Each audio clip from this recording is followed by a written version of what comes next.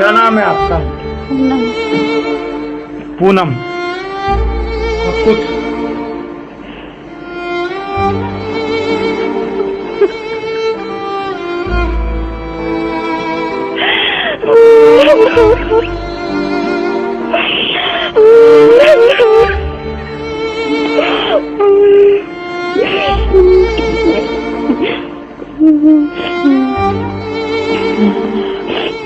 क्या कहते थे आपको वो जब नौकरी चली गई है? कुछ नहीं कहते मेरे को तो, मेरे से कुछ नहीं बताते थे मेरे को। बच्चे हैं? एक था जो हो गया खत्म, सब कुछ हो गया खत्म। सब कुछ खत्म हो गया? कुछ भी नहीं, सब उजड़ गया था जो। अब भी जीना तो आपको पड़ेगा पूनम। जीना मुश्किल हो गया। कुछ दिवंगत युवा मित्र राजीव गांधी युवा मित्र राजकुमार गुप्ता के घर पर मैं अभी हूँ। झापदा गांव के अंदर आप स्क्रीन पर आप देख सकते हैं। उनके मम्मी पापा से हमने बात की। बात क्या की, दर्द जाना और दर्द के अलावा कुछ नहीं। अब हम घर में ऊपर चल रहे हैं, आप थोड़ा सा बने रहिए। और ऊपर हम जब जा रहे हैं तो उनकी हम पत्नी से बात करना बाकी है, हम उनसे भी बात करेंगे और दर्द दिखा सकते हैं, क्योंकि जो इंसान नहीं है, ये कमरा है दिवंगत राजकुमार गुप्ता का। दिखा दे थोड़ा सा। ये कमरा सूना हो गया। इस कमरे का मालिक इस दुनिया से चला गया, सब कुछ छोड़ गया। ये देखें, ये इसका छोटा सा कमरा। एक युवा मित्र का बड़ा कमरा, बड़ा मकान कैसे हो सकता है? और ये कपड़े हैं बस उनके, ये देखिए, ज़्यादा कुछ भी नहीं है, लेकिन सदमे में वो इस दुनिया को छोड़ के चला गया, क्योंकि उसकी नौकरी सरकार ने छीन ली। उस डिप्रेशन को बर्दाश्त नहीं कर पाया। मम्मी पापा, बहनों का भार, छोटा भाई, पत्नी, ये सारी जिम्मेदारी वो कैसे निभाता, इसलिए वो दुनिया को छोड़ के चला गया। ये बेड है, ये इनकी पत्नी है। ज़्यादा कुछ नहीं है, थोड़ी सी ही बात करेंगे। क्या नाम है आपका? पूनम। पूनम। सब कुछ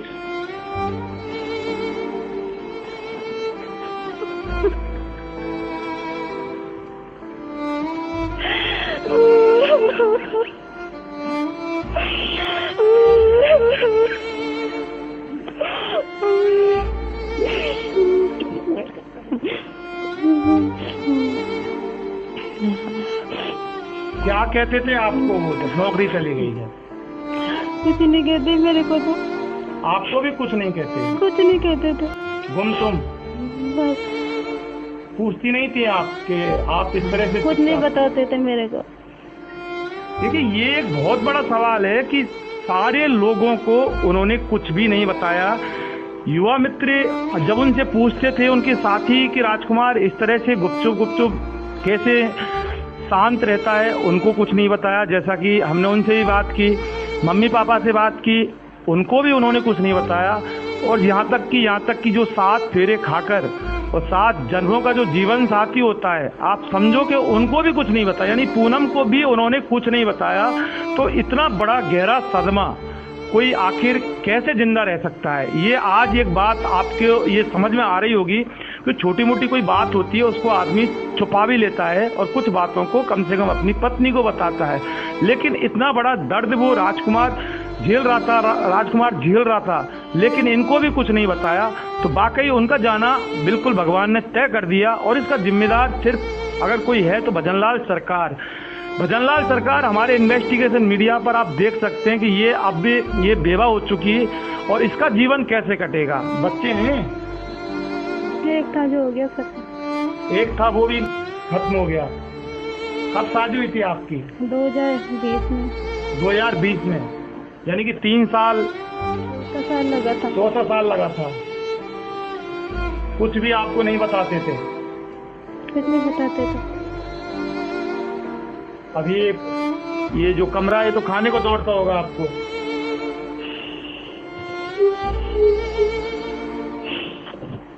सरकार देख सकती है, भजनलाल सरकार, मोदी सरकार, भारतीय जनता पार्टी के जितने भी नेता हैं, और सबसे ज्यादा जो नेता जो बनता है डॉक्टर किरोड़ी लाल मीणा, बेरोजगार युवाओं के मसीहा। आप देख सकते हैं इस महिला, आज इसने अपना सुहाग खो दिया, इसने अपना जीवन खो दिया, इसने अपनी पूरी जिंदगी खो दी। अब समझ सकते हैं कि ये किसके सहारे इसका जीवन कटेगा।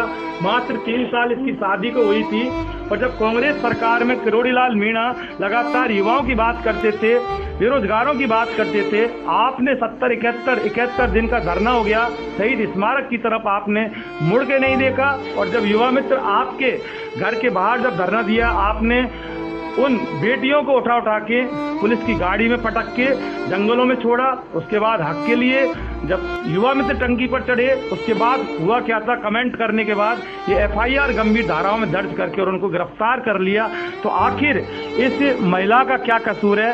डॉक्टर किरोड़ी लाल मीणा आप बताएं, भजनलाल शर्मा पर्ची वाले मुख्यमंत्री आप बताएं, और मंदिर मस्जिद खेलने वाले और उनका नाम ले लेकर माला जपने वाले और वोटों की राजनीति करने वाले देश के प्रधानमंत्री, क्या आप इस महिला के आंसुओं का हिसाब देंगे? क्या कहना चाहती हो सरकार को? कुछ भी नहीं बचा मेरे पास, सब कुछ हो गया खत्म। सब कुछ खत्म हो गया? कुछ भी नहीं, सब उजड़ गया था। जो किसके सहारे, कोई सहारा नहीं है।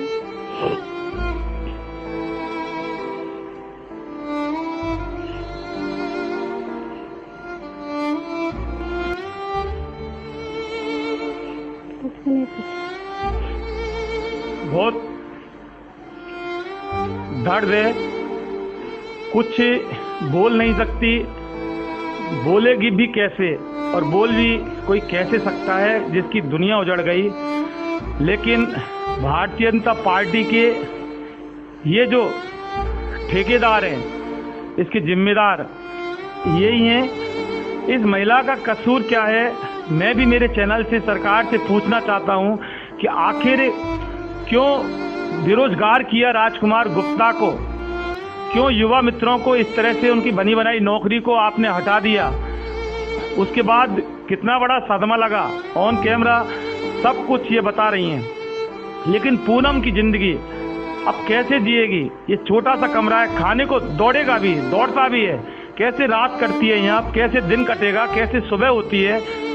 जरा एक बार सोच कर देखें।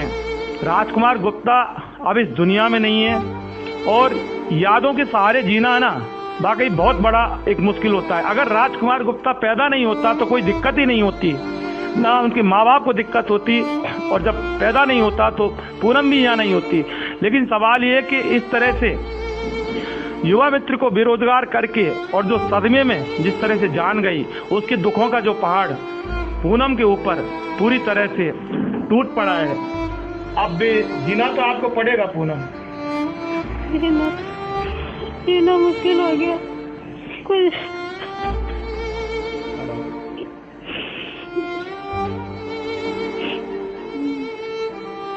चलिए, थोड़ा सा हौसला रखें, और आना था हमें, एक वक्त का तगादा था, और श्रद्धांजलि हमने भी दी थी। हमने भी वीडियो जब बनाया था ऑन कैमरा, मैं खुद जितेंद्र शर्मा फूट कर उस दिन भी रोया था।